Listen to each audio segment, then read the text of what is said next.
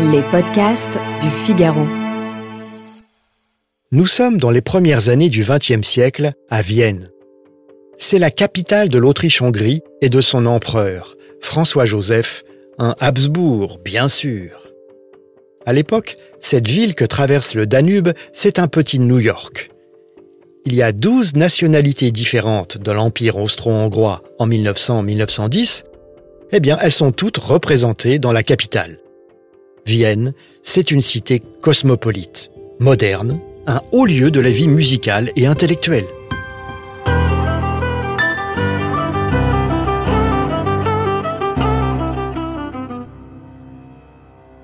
Nous sommes dans la vieille ville, regardez devant vous.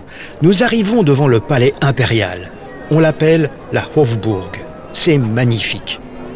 Nous tournons à droite, dans la rue Herrengasse, et 200 mètres plus loin, au numéro 14, se dresse le lieu mythique où je veux vous emmener, le Café Central.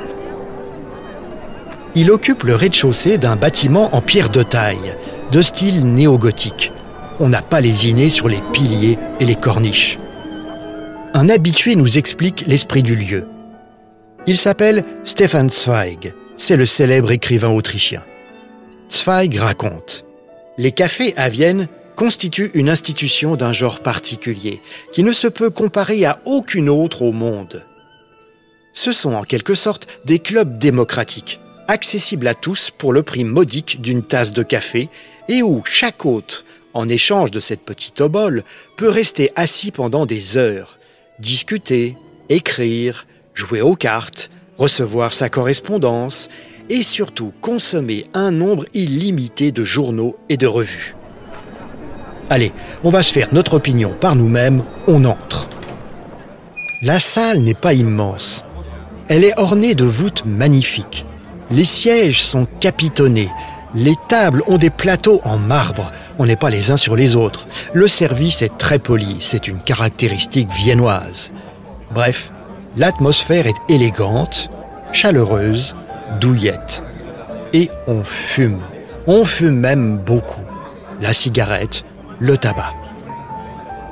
Regardons maintenant les clients, discrètement. Mais dites-moi, cet homme d'une trentaine d'années, avec des lunettes, l'air grave, celui qui est assis seul à une table et qui déguste une pâtisserie, on le connaît. C'est le docteur Alfred Adler, un proche de Sigmund Freud. Les deux hommes viennent de fonder le premier cercle psychanalytique de Vienne. Et ce monsieur à la barbe de prophète qui sort de la salle des billards, ça ne serait pas le rédacteur en chef du fameux quotidien viennois, la Neue Freie Presse? Et si, c'est lui. Il s'appelle Theodor Herzl. 4 ans plus tôt, ce journaliste en vue a provoqué une controverse en publiant un livre-programme. Son titre, L'État des Juifs. Herzl préconise le retour des Juifs en Palestine et la création d'un État juif pour les protéger de l'antisémitisme. Ce journaliste viennois qui fait sa partie de billard, c'est tout simplement le fondateur du sionisme. Le Café Central est un peu bruyant, bien sûr, mais ça n'a pas l'air de gêner les amateurs d'échecs. Regardez ce jeune homme aux fines lunettes d'intellectuel, dans le fond, celui qui est concentré sur son échiquier. Il vient de l'Empire russe, d'Ukraine pour être précis. C'est un exilé politique, un opposant farouche au régime des tsars. Il a pris un nom de guerre, il est un peu connu, on l'appelle... Comment est-ce qu'on l'appelle déjà? Trotsky, oui c'est ça, Léon Trotsky. Il paraît qu'il veut fonder un journal clandestin, ici, à Vienne, et le diffuser sous le manteau dans l'Empire russe. Le jeune révolutionnaire a déjà trouvé le nom de son journal. La Pravda. On verra bien ce que ça donne. Et puis, dans ce café, il y a les joueurs de cartes. Par exemple, l'écrivain Peter Altenberg, celui qui est en train de finir une brioche. C'est le prototype de la bohème viennoise. Un homme d'une profonde gentillesse, mais il a un fond de tristesse, de lassitude. Le Café Central, pour Altenberg, c'est un refuge, un sanctuaire, c'est sa deuxième maison. Il y passe ses journées. Vous voulez écrire à Altenberg ? Écrivez-lui au Café Central. Le personnel lui transmettra. C'est une tradition viennoise à l'époque, pour les clients les plus fidèles. Et Altenberg a un mot qui dit toute sa vie.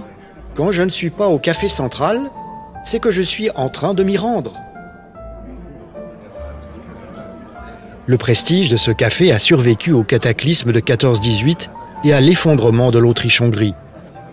Mais il a sombré en 1938, lorsque la petite Autriche a été annexée par Hitler. Pendant la Deuxième Guerre mondiale, l'immeuble a été frappé par les bombardements alliés. Le café ferme ses portes en 1945.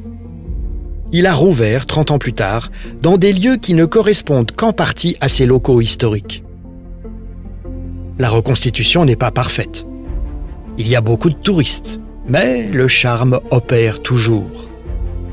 Et assis à l'une de ces tables, en dégustant son chocolat, on songe à l'atmosphère de la Vienne de Stefan Zweig, avant l'apocalypse de la Première Guerre mondiale.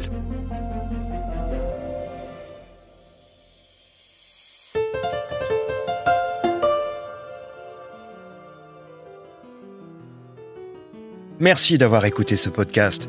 Je suis Guillaume Perrault, rédacteur en chef au Figaro. Vous pouvez retrouver le Moment Histoire sur Figaro Radio, le site du Figaro et toutes les plateformes d'écoute. À bientôt.